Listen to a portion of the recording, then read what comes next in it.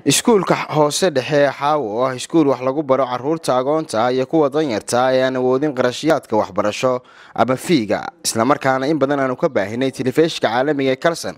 ayaa waxa lagu qabtay munaasabad ballaaran oo ay soo abaabuleen macallimiinta iyo ardayda wax ka baratay iskuulkaasi taasi oo ay ka soo qayb galeen waalidiin macallimiin culimaawidiin iyo sidoo kale waxgarad aad u tiro badan oo dhamaantood si wada jira walaalaha islaamka ee jecel khayrka uga dalbaday inay gacan ka geystaan sidii waxbarashadooda kor loogu qaadi lahaa caruurtani iskuulkan oo ay gacanta ku hayso Samsam Cali Caateeye isla markaana muddo 4 sano ay la soo jiitamaysay ayaa waxay sidoo kale iyaduna walaalaha islaamka ee jecel khayrka ka dalbatay in gacan laga geysto isla markaana dhinaca la qabto sidii wax loo bari lahaa caruuraha agoomaha iyo kuwa danyarta ee ku nool magaalada Buuhoodle waxaana iskuulkani marxaladaha uu soo maray ka warbixisay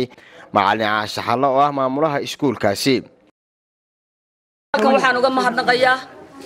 TV-ga Kalsan oo si fiican oo aad iyo aad oo xagar la'aan ku jirin nolol shaqeeyay iskuulkan waxa weeyaan marka hore ardaydan meesha aad ku arkaysaan laba qaybood bay isugu jiraan waa arday agoon ah iyo arday danyar oo aan fiidiyay iska bixin karin waayay bacdama aanu aragnay in ardaydu ayna fiiska iska bixin kareynin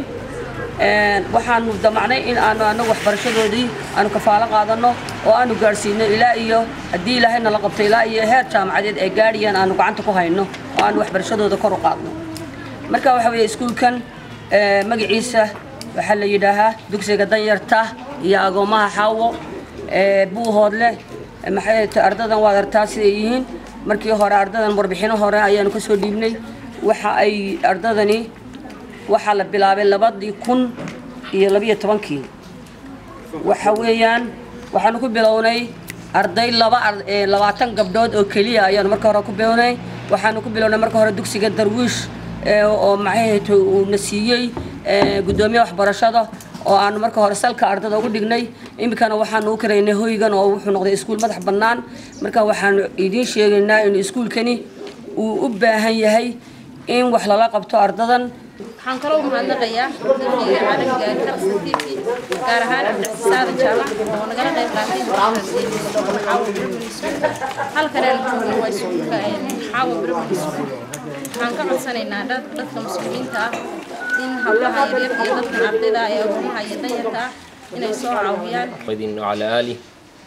وأصحابه ومن اهتدى بهديه إلى يوم الدين ثم ما بعد يعني marka koobaad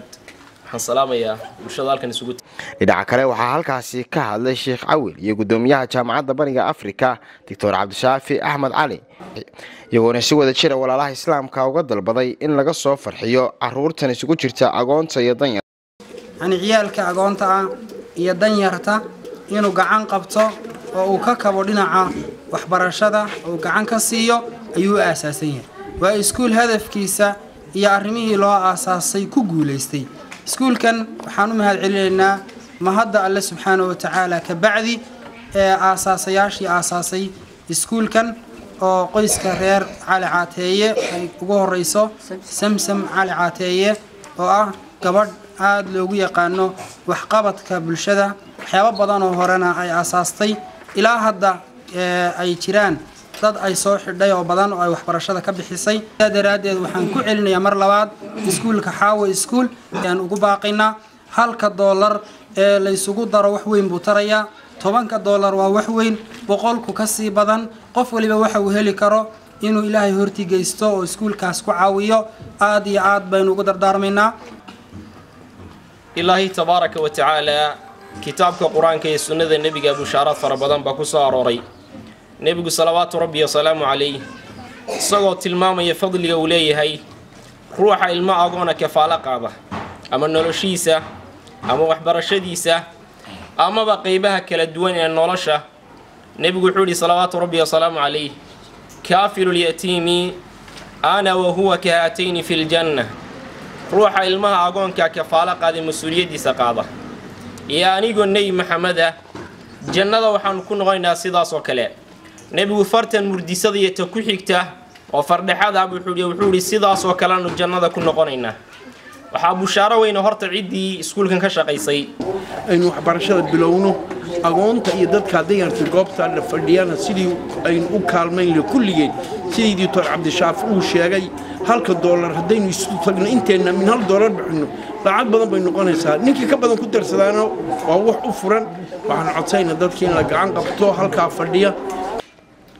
cabdicasiis aadan jaamac Kalson TV